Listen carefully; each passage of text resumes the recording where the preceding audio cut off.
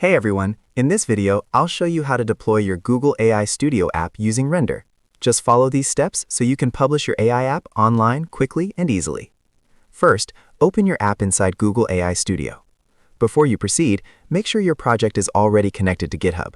If it's not connected yet, click the GitHub icon at the top of the page and follow the steps to link your account. Once your project is connected, you're ready to move over to Render.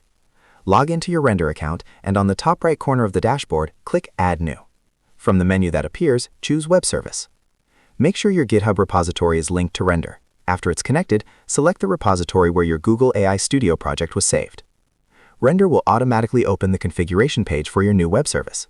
Scroll down and click Deploy Web Service to begin the setup. Before the deployment continues, you'll need to add your payment card.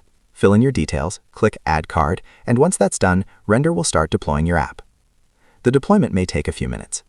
When everything is complete, Render will give you a live URL where your app is hosted. Click the link to open your app in the browser and confirm everything is working properly. And that's it. Once you follow these steps, you'll have your Google AI Studio app successfully deployed on Render anytime.